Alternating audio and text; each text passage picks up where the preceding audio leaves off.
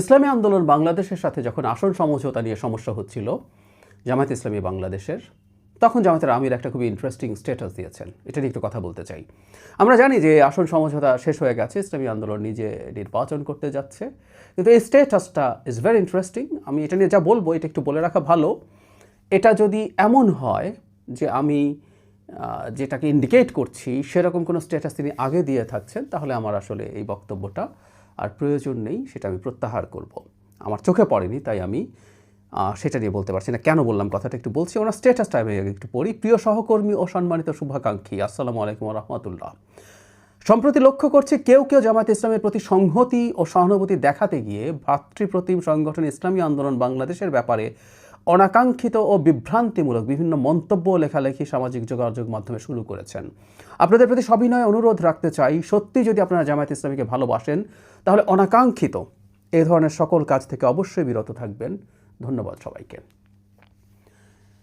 ভালো কথা, এই স্ট্যাটাসটা ইজ নট ব্যাড, কিন্তু খারাপ লেগেছে যে জায়গায়, সেটা হচ্ছে ইসলামী আন্দোলন ভ্রাতৃপ্রতিম সংগঠন বলে এখানে অপপ্রচার বিভ্রান্তিমূলক কথা বলা নিষেধ করা হচ্ছে, অথচ জামায়াত ইসলামীর হয়ে ওনার তো স্বীকার করবে না, ওনার বক্তব্যটা খেয়াল করি। কেউ কেউ জামায়াত ইসলামের প্রতি সংহতি ও সহানুভূতি দেখাতে গিয়ে, মানে এরা জামায়াত ইসলামী না, টোনটা এরকম দূর থেকে এটা দেখাচ্ছে, আমি মনে করি এরা জামায়াত ইসলামী। তো তারা যেটা বলছেন অনাকাঙ্ক্ষিত ও বিভ্রান্তিমূলক মন্তব্য করা। জামায়াত ইসলামের লোকজন, এটা যে খালি জামায়াত ইসলামের লোকজন করছে তা না, অন্যান্য দলের লোকজনও করে না তা না, কিন্তু আমি প্রায় একটা কথা বলি, যে দলটা ইসলামী শব্দটা ব্যবহার করে, যে দলটা ইসলামকে ভিত্তি করে রাজনীতি দেখানোর চেষ্টা করে, তারা এটা করেন না, এটা ইটস এ ডিফারেন্ট ডিবেট। কিন্তু তারা ইসলামকে ব্যবহার করে যখন রাজনীতি করেন, তার না ডিফারেন্ট কিছু, তার অনেক বেশি রেসপন্সিবিলিটি দেখানো মানে ফরজ হয়ে যায়, দেখাতে হবে তাকে, কারণ তারা এটাই মানুষের কাছে সেল করার চেষ্টা করেন। যেটা বলছিলাম, জামায়াত ইসলামীর লোকজন যখন তাদের প্রতি ভিন্ন মতাদর্শ যদি থাকে, ভিন্ন মত থাকে যদি কারো, তাদের ওপরে কীভাবে চড়াও হয় এটা তো তার জানার কথা।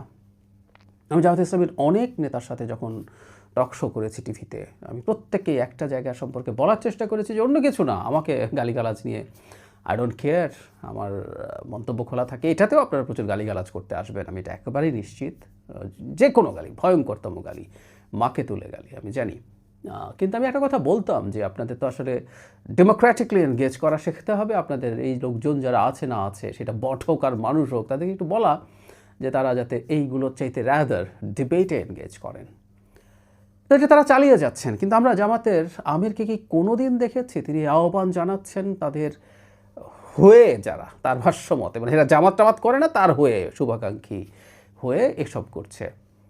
আমার চোখে পড়ে। যে বললাম, উনি যদি এই ধরনের স্ট্যাটাস দিয়ে থাকেন, কাইন্ডলি আমার এখানে মন্তব্যে শেয়ার করতে পারেন। সেই ক্ষেত্রে আমি আমার মানে যে ভিডিওটা করলাম সেটা প্রয়োজনীয় হয়ে যাবে, কিন্তু আমার চোখে পড়েনি। তাহলে খেয়াল করি, তিনি ইসলামী আন্দোলনের সাথে যেহেতু তার একটা নেগোসিয়েশন তখনও চলছিল, এই স্ট্যাটাসটা যখন দিয়েছেন তখনও কিন্তু নেগোসিয়েশন ভেঙে যায়নি। তার পরদিন এসে ইসলামী আন্দোলন ঘোষণা করেছে তারা এই জোটে আর থাকছে না বা নির্বাচনী সমঝোতায় থাকছে না। তখন যখন স্বার্থের প্রয়োজন, তিনি রীতিমতো একটা স্ট্যাটাস দিয়ে সবাইকে শান্ত হতে অনুরোধ করেছেন, কারণ এই সব পাল্টাপাল্টি কথাবার্তায়, কারণ তার ধরে লোকজন ইসলামী আন্দোলনের বহু কর্মকাণ্ড, বিশেষ করে হাসিনা বন্দনা ইত্যাদি ইত্যাদি সামনে এনে প্রচুর আক্রমণ করছিল।